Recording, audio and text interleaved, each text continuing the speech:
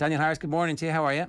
I'm good, thanks. How are you? Yeah, pretty good. It was about as interesting and entertaining an opening weekend of football as we could have hoped for. A lot of stuff that was stereotypical, big teams beating small teams happened, and then thankfully some really big teams didn't perform the way we expected them to. So that's always good. Yeah, it was a great weekend, and I think that we could probably have predicted that because what we've got more good teams than we've had in a long time. If any team that wins the league this season will deserve it, because you would think that there will be at least two of them that can sustain a challenge. But what you've also got is you've got the teams lower down the league that are able to hang on to their players and improve rather than constantly be fighting when they have their best players taken from them. That helps, right? For us as people who want to watch good football. Yeah, absolutely. Like, I think I'm still slightly concerned that it's going to take a really significant points tally to win the league this season because the better teams just have so many options. But you have a lot of teams that are able to beat any of the good teams on a good day. And what you want is, I think this is one of the things that has sustained English football. There's all this notion that English football is the most competitive. But if you look at it over the course of the decades, there's usually a dominant team or two dominant teams. But what you get on a week-to-week basis is you're not sure how it's going to go. And it's that week-to-week basis because obviously you had Liverpool won everything for in the 70s and 80s, more or less. Man United won the 90s and the, don't know, what do we call the decade that come after the 90s? I don't think the aughts is really tolerable, is it? But whatever it's called. And then now you've got Manchester City dominating now. So you can look and say, well, you usually could guess who's going to win the league at the beginning of the season. But what you get is you get surprise league winners every now and again, but also you're not sure who might beat who every Saturday. And it's that jeopardy that is what sustains English football, and one of the main reasons I think why English football is the game that is dominating the world at the moment.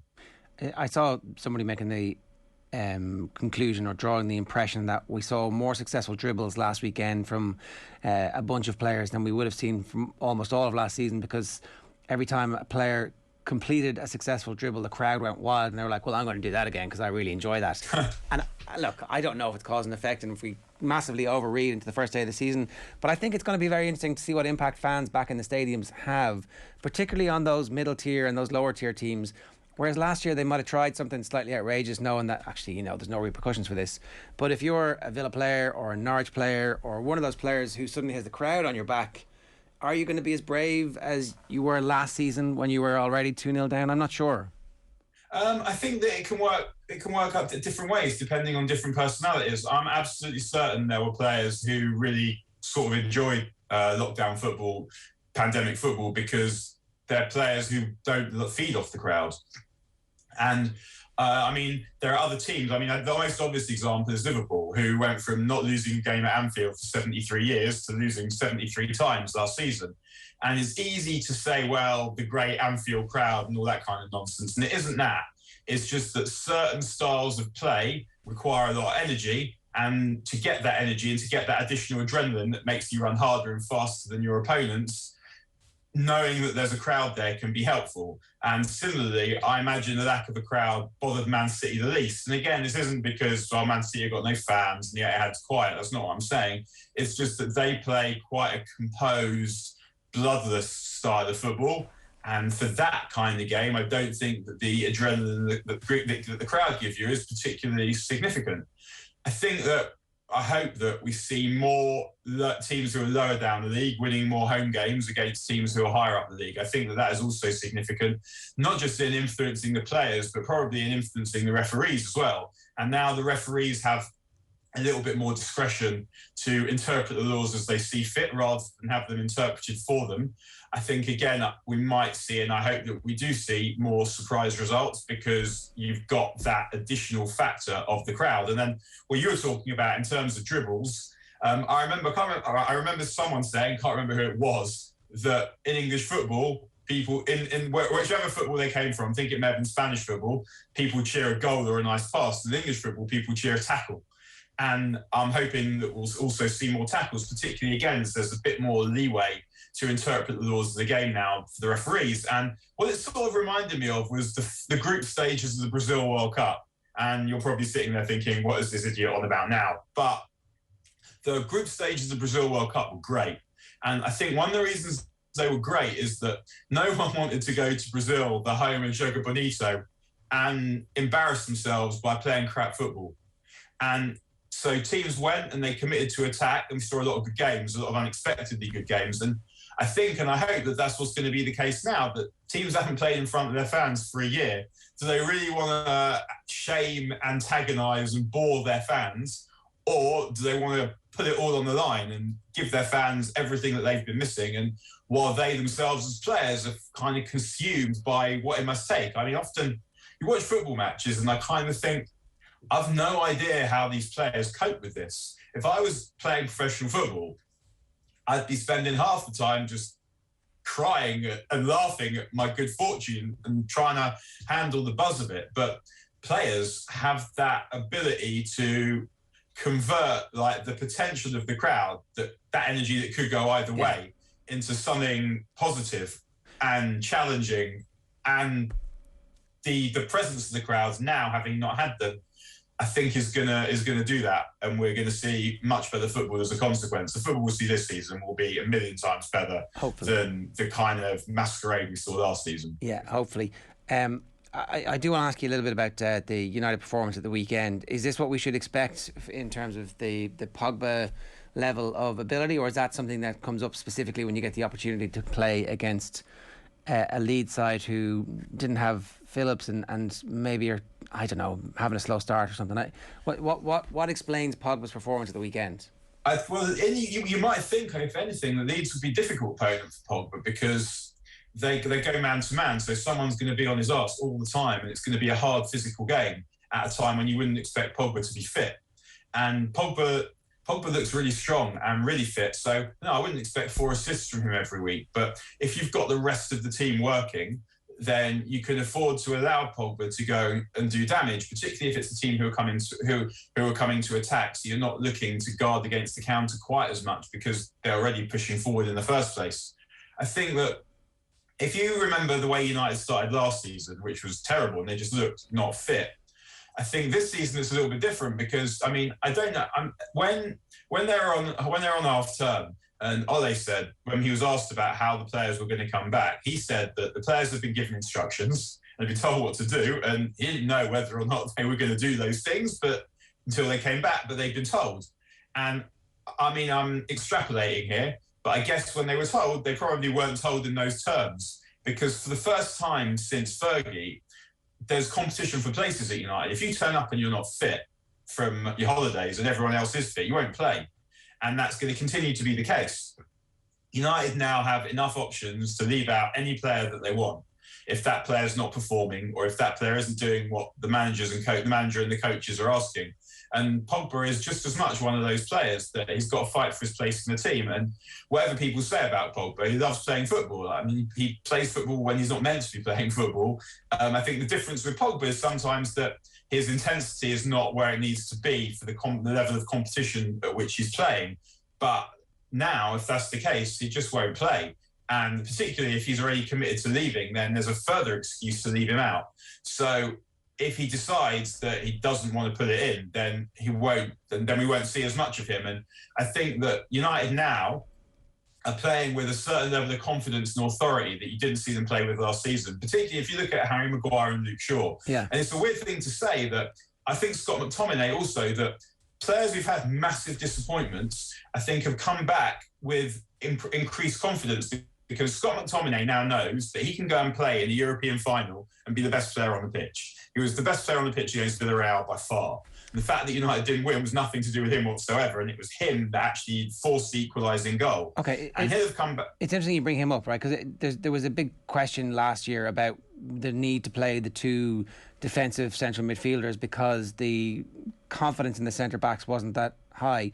Does the arrival of Varane, and assuming he gets into the team sooner rather than later, does that mean that they don't need to play Fred and McTominay anymore? Or is actually what they're going to do play Fred and McTominay, and then that gives you the freedom to have Pogba in your side and all of a sudden you're incredibly difficult to score against, but you do have that array of attacking talent that actually, on balance, you're going to be in and win more games, especially more of the big games?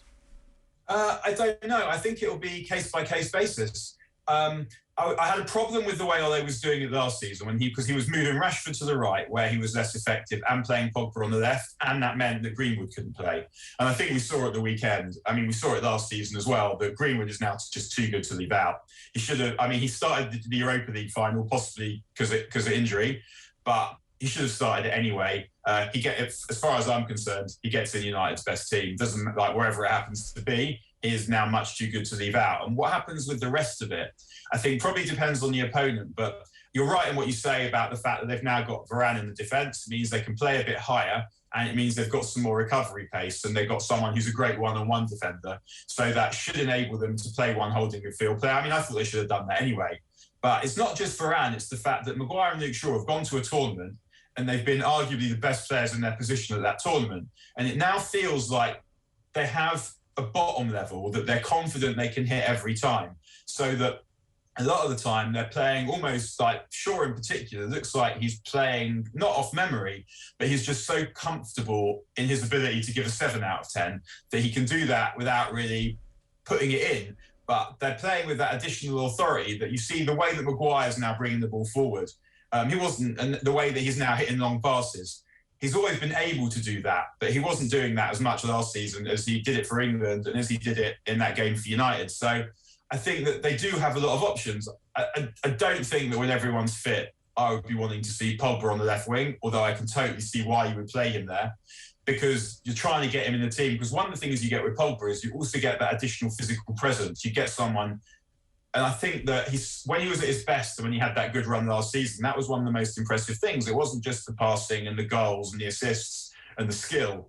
It was the fact that he was a good defensive presence at corners, and he would be winning second balls, and he would be able to shield the ball because physically he's able to do that. And United don't have that many players in that team who are able to do that. But as far as the defensive midfield player goes, I think that, McTominay is a much better player than Fred. Okay, so to summarise, it's not that there is a specific best 11 that will always be the best 11 under every circumstance. It's that they now have options, and depending on what game plan you're trying to inflict on your opponent, then there might be a case for the two central defensive midfielders to play, and there will be cases where only one of them will play, and in that instance, you would prefer to see McTominay. Is that a fair summation of what you're saying? Yeah, I think so. But what you've also got is you've got a team that now can play in quite a fluid manner. So what you see McTominay and Fred running in front, running ahead of the strikers. You give Pogba a free role, and the only way you can do that is if everyone knows their job. And I said last week that United had looked really sharp in pre-season, and they were going to be, whether they or not they win the thing is unclear, obviously, but they're going to hand out some absolute hidings. And the reason they're able to do that is because they have a lot of players, and the longer they play with each other, the more they know what they do. And people have been saying, well, these coaches don't know what they're talking about. Are they going to Solskjaer as a PE teacher? United they're managing to win games because eventually some of their good players will either combine to do something, or there'll be a piece of individual brilliance. But I think what you're seeing now is you're seeing the understanding that you get from players that have played together for a couple of seasons, are being given clear instructions about what they want to do, and they're now confident enough and good enough to pull them off, and the management are confident enough to let them go and do it. Okay, one last United-related question.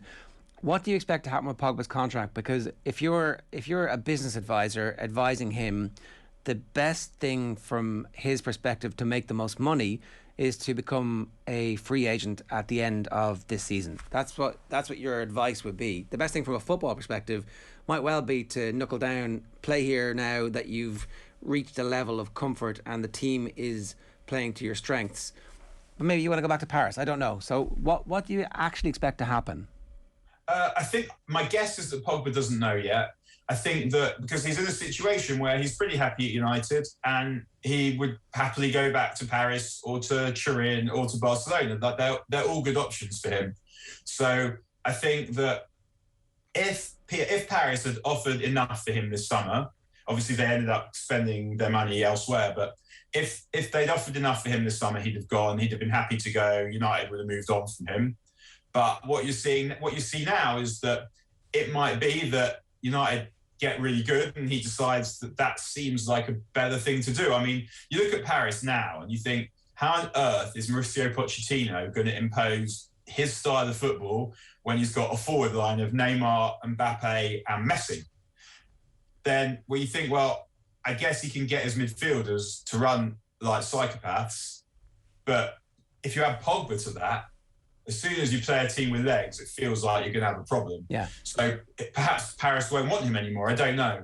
But my guess is that Pogba doesn't know. So I could predict, I wouldn't be that surprised if he signed a new contract now at United, because that would be money that he can rely on and bank rather than wait and see what happens elsewhere in the summer. And the team now are getting good so that you can see that like, the pleasure he was obviously showing on the pitch on Saturday, like, he's not making that up. He's enjoying himself. Yeah. Okay. And if he feels good and the team are winning, then I think at that point, if you wave a load of money in front of him, enough money that he would happy to sign, then there's probably a pretty good chance he'll do that. Whether United should do that, I mean, I generally find it, you find it quite easy to look at a team and say, well, this one should be kept, this one shouldn't.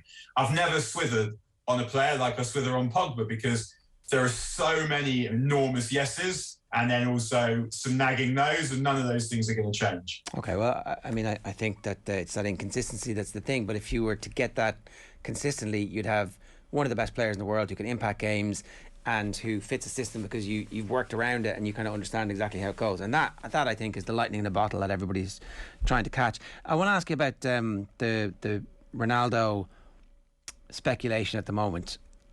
I mean, obviously no one's writing him off considering his capability of being written off and then coming back and scoring goals. What level of impact would he have in the Premier League for any of the teams he's been linked with over the last... I'm sure he'd score a lot of goals. I'm sure that none of the teams that want to win the title will touch him, because once you have him, it's not dissimilar to Pogba in a way, that once you have that player, you're kind of under pressure to play them all the time, because if you don't, it's a story and it's just a pain in the arse. So I think that the teams that are near the top of the league, they're not just looking to challenge for the league, they're looking to build something. And you're not going to be able to build something, whether it's something for the future because he's not got that many years left, or a coherent team, because if you have a player like Ronaldo, it's really hard to have a coherent team because there's only so much you're going to get out of him at this point in terms of running and positional discipline. So I would be surprised to see him come to England now, because I don't think that anyone who could afford him or any of the clubs that he would want to go to will be interested in wearing him. But if he did come, I'm sure he'd score an absolute skin for the goals. Is he perfect for City? I don't think he's going to sign for them just because. But I mean, yeah, you could see why it would be, but because they just do need someone to stick the ball in the net. But I think for Pep Guardiola, it's not just about sticking the ball in the back of the net; it's about the method. And whether Ronaldo could play with Guardiola's method, I'm not so sure. Is he fit enough to press from the front in the way that Guardiola wants to? I mean, he's physically in unbelievable nick. I mean, I'm not sitting here and saying Ronaldo's not fit enough when, I'm sitting here not quite as fit as Ronaldo, but does he have the desire to play the way that Guardiola wants to play? Or does he represent, in a way, the antithesis of Guardiola's ego?